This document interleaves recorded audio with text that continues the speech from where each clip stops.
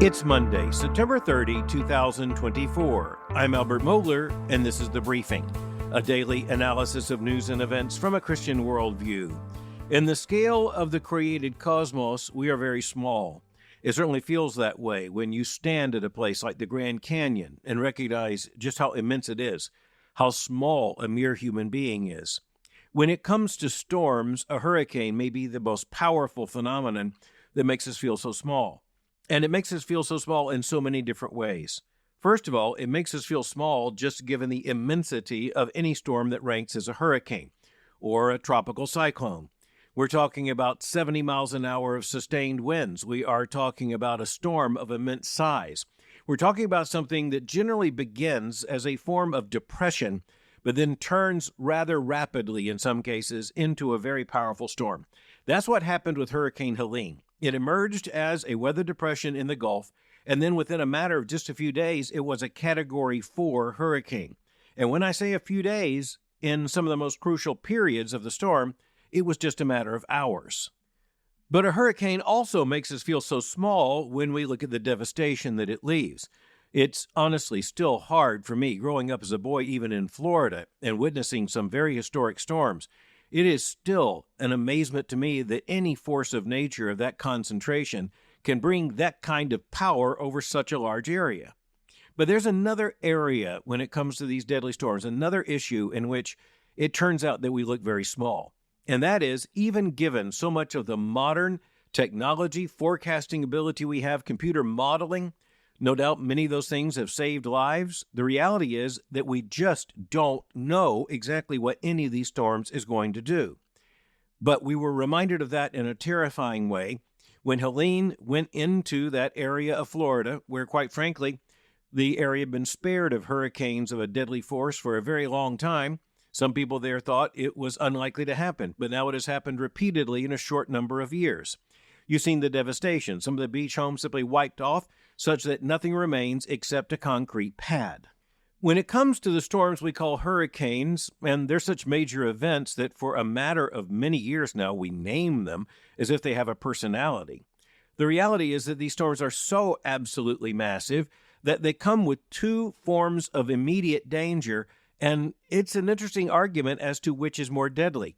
In the end, it matters where you're standing and what part of the storm you are experiencing. When it came to Helene, the first major issue was the winds that came with a tidal surge. That tidal surge was so large, 20 feet in some areas, and for that matter, a matter of 7 to 10 feet throughout much of coastal Florida and the Gulf Coast.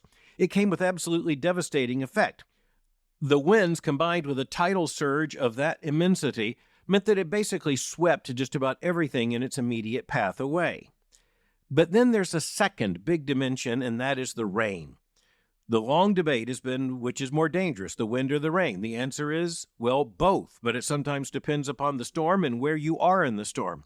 And that's where the odd turn that has taken place with Hurricane Helene has resulted in an incredibly deadly effect, for example, in Western North Carolina, where quite honestly, it has been a very long time since anything like this has taken place.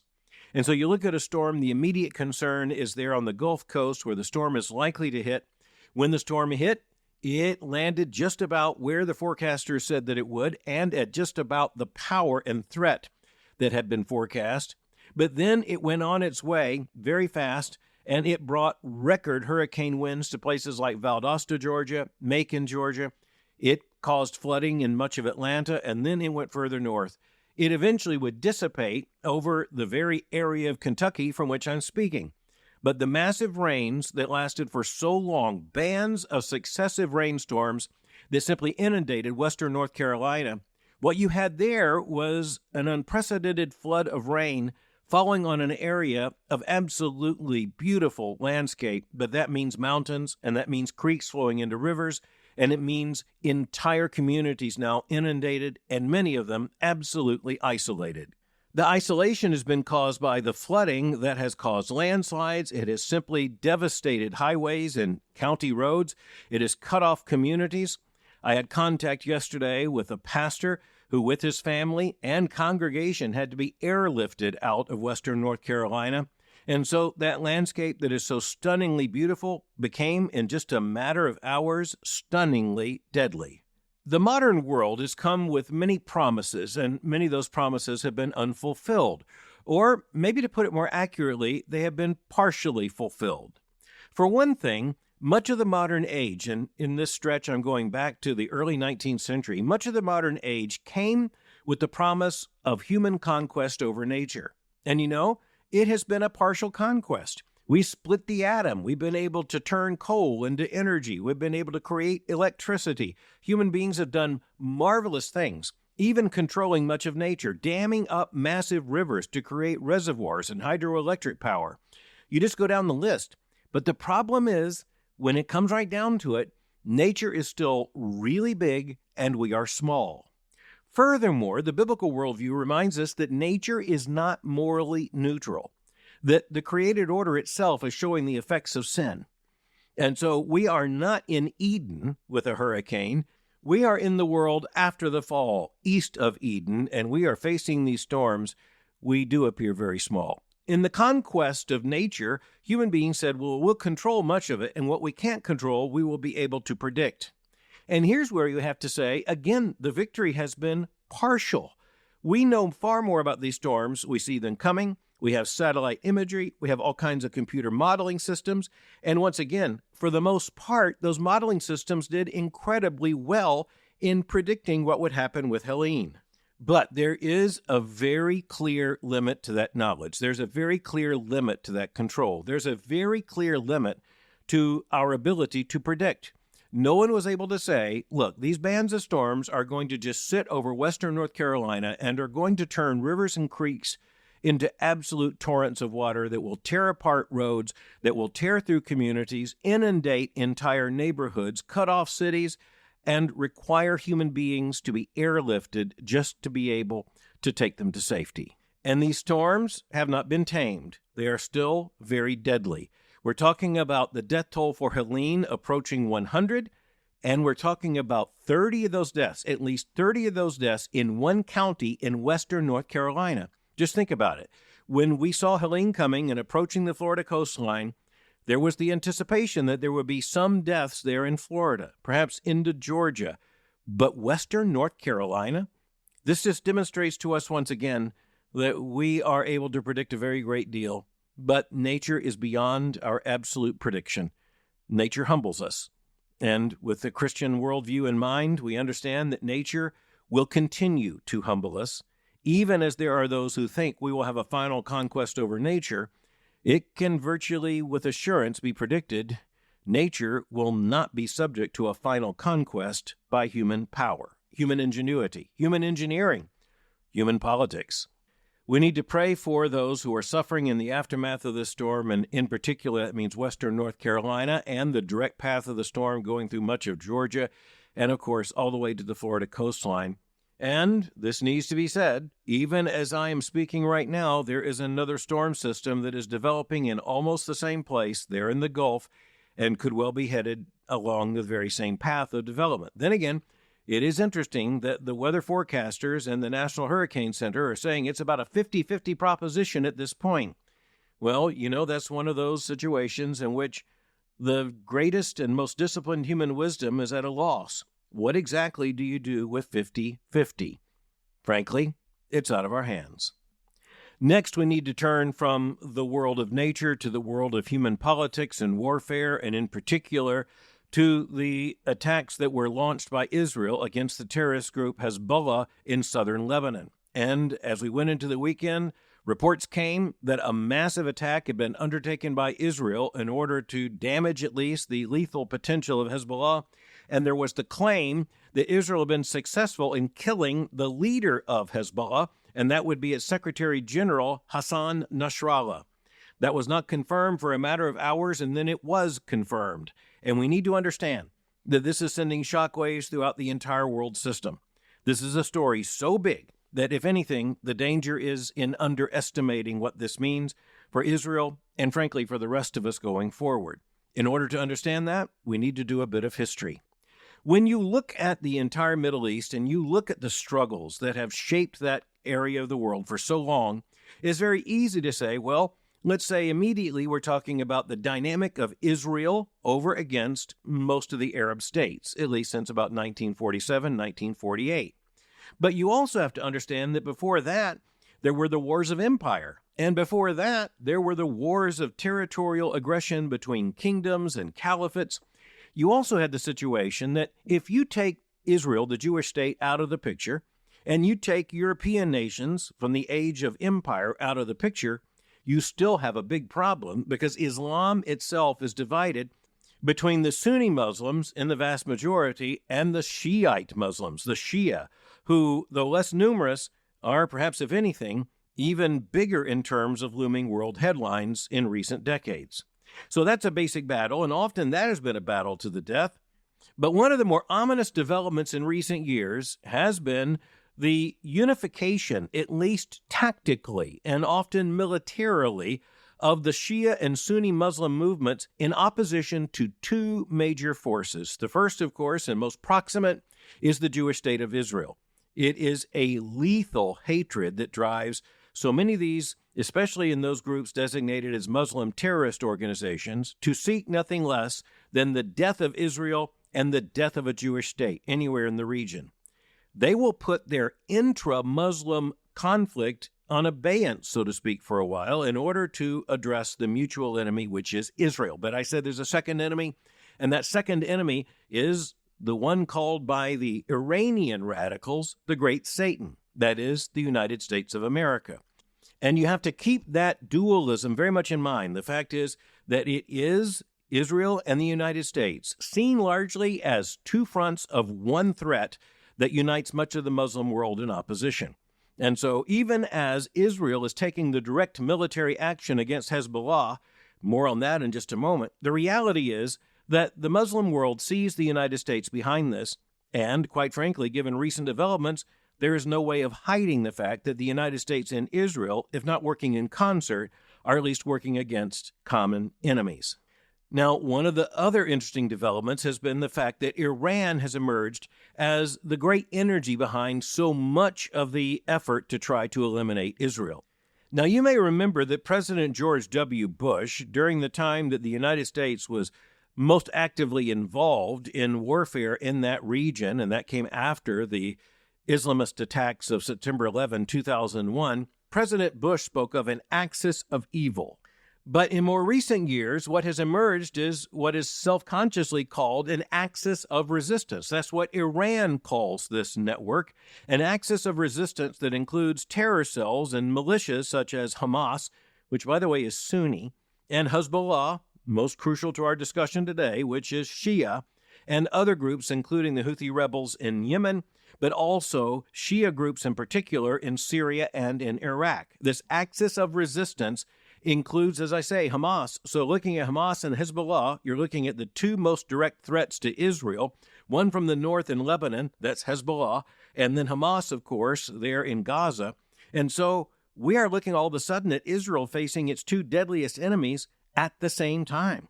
And we are looking at the fact that the United States is not a casual observer to this picture.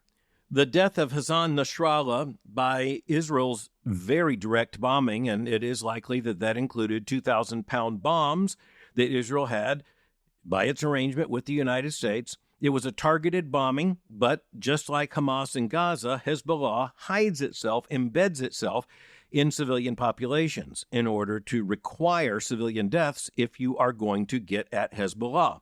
But Hezbollah is not just like Hamas. If anything, Hezbollah is a far more deadly danger. So let's look at the history.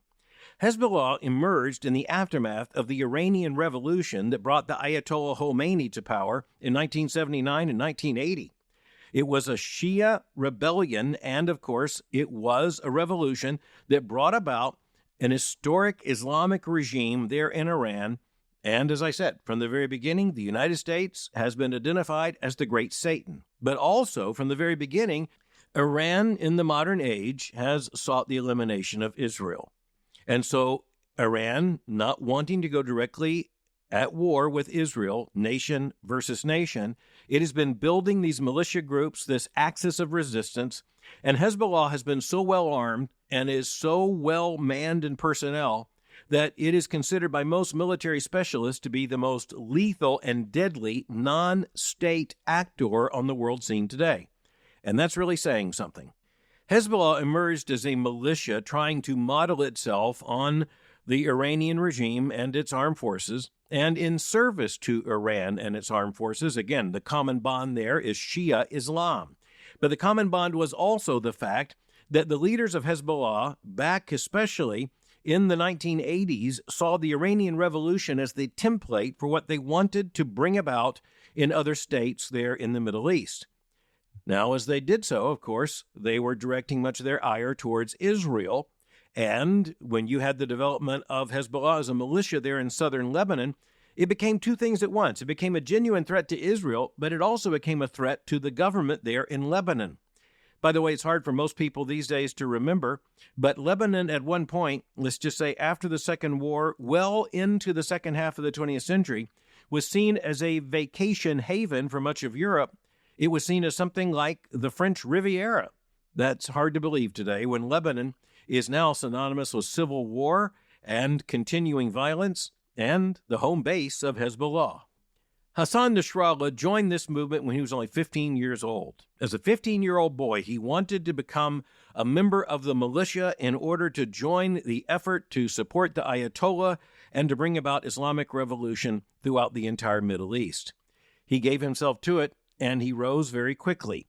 After the previous leader of Hezbollah was killed, also in a military effort in conflict with Israel, Hassan Nasrallah became the Secretary General. That sounds like a very boring office, but basically just see him as the general in command of the entire movement of Hezbollah.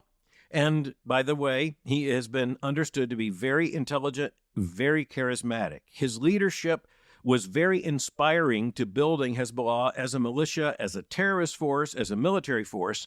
His own 18-year-old son, he had 5 children, 4 of them are now living. The eldest was a boy. At age 18, he joined the military effort and was killed in conflict with Israel. Now, that's, of course, an unspeakable tragedy to a family, but you need to understand it became a part of the credibility of Hassan Nasrallah, because many of the militant leaders, the leaders of the militias and other terror cells, they get enough money and power, they send their own children off to study in Europe at university. Hassan Nasrallah did the opposite. He put his son in the army. His son paid with his life. That has given Nasrallah a lot of credibility. Nasrallah also gained a great deal of credibility by the fact that he was adaptable to the challenges of the time. And those challenges also yielded opportunities. Basically, under his leadership, Hezbollah became the effective government of Lebanon. Okay, now keep in mind this axis of resistance. These are groups that stand on their own, but they are funded by and directed by Iran. They're sometimes incompatible if you just take 2 of these groups, such as Hamas, which is Sunni, and you look at Hezbollah, which is Shiite, but they also work in concert when it is convenient. Hamas attacked Israel with deadly effect. You now remember on October the 7th of 2023, we're coming up on the 1-year anniversary of that deadly attack. And the day after, Nasrallah, on behalf of Hezbollah, announced that it would be joining the effort against Israel. Now, here's something to watch. It was clear on October the 7th of last year that Israel had not anticipated this attack by Hamas.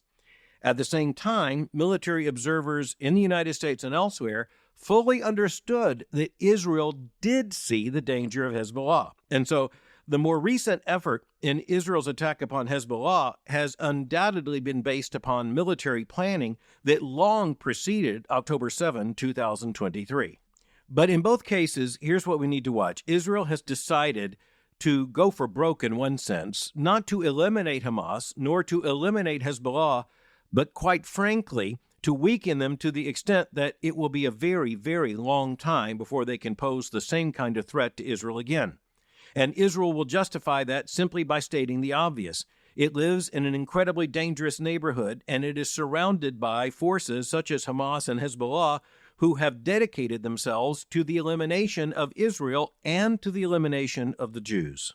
With the death by the Israeli massive attack upon Lebanon, the death of Hassan Nasrallah, the reality is no one knows exactly where Hezbollah stands. Now, this came after Israel had degraded much of the force, had destroyed many of the barracks, the concentrations of troops by Hezbollah, had eliminated at least some of its laboratories and places where military weapons are being developed.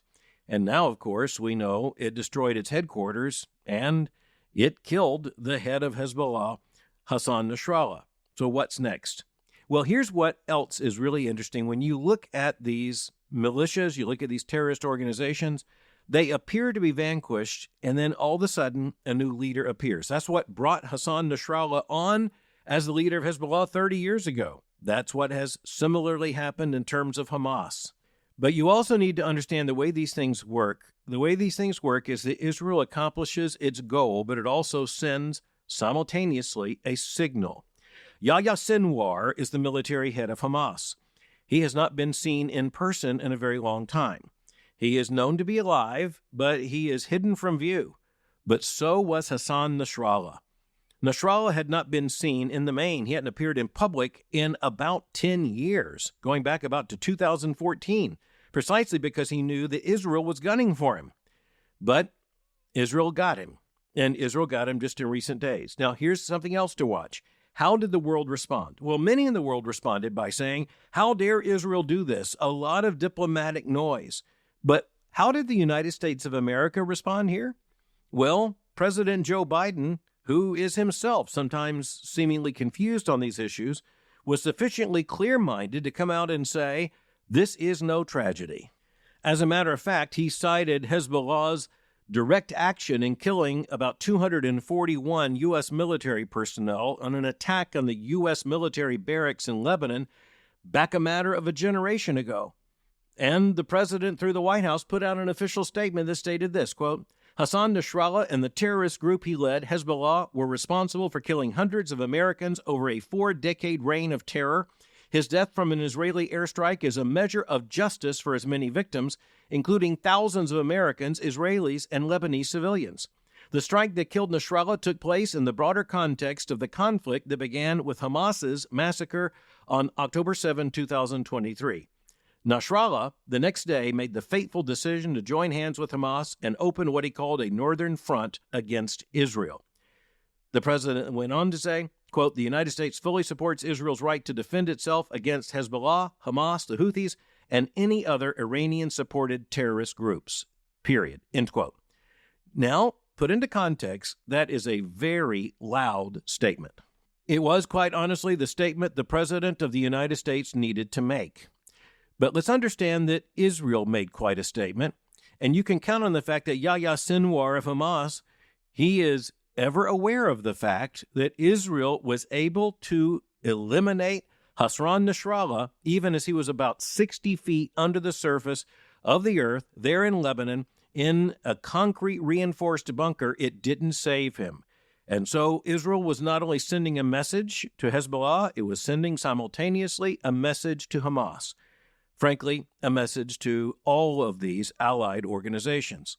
And interestingly, President Biden did the same thing. He named names. He actually went on to say that this was a message that was being sent not only to Hamas and Hezbollah, but also to the Houthis there in Yemen, and he continued down the list. In other words, the warning has been delivered. There's so much more to be said here, but I want to end by just underlining how important theology is in all of this. And when we're looking at these Muslim groups, let's remember that they are animated by their understanding of Islam. And you have differences between the Sunni and the Shia, but you also have a common Islamic root. And all Muslims would understand what was made very clear in the news today. On the burial shroud of Hassan Nasrallah were these words in Arabic. He was martyred on the way to Jerusalem. Now just understand what that means. He was martyred on the way to Jerusalem. It was a statement in the context honoring him, but also making very clear what he had stood for his entire adult life, and that was the elimination of Israel and the claiming of the entire territory, most importantly, Jerusalem, for Islam, period. And also remember that Islam's understanding of how one gets to paradise, well, it's more complex than we can describe here, but the shortcut is martyrdom in this kind of holy war. And that's the entire context for this kind of language found on the burial shroud of Hassan Nasrallah. And that is because a central doctrine of historic Islam is that martyrdom for the cause, as in on his way to Jerusalem, means instant transport to paradise. And while it is true that in the Western world and throughout much of the world, what we see is an increasing secularization and we see an expanding reach of secularism, let's just make this point very clear. If you look with the lens of secularism at what's taking place in the Middle East, you not only will not understand this, you won't understand anything. Theology matters. We as Christians understand just how much it matters. Thanks for listening to The Briefing. For more information, go to my website at albertmohler.com. You can follow me on Twitter or X by going to twitter.com/Albert Mohler. For information on the Southern Baptist Theological Seminary, go to spts.edu. For information on Boyce College, just go to boycecollege.com. I'll meet you again tomorrow for The Briefing.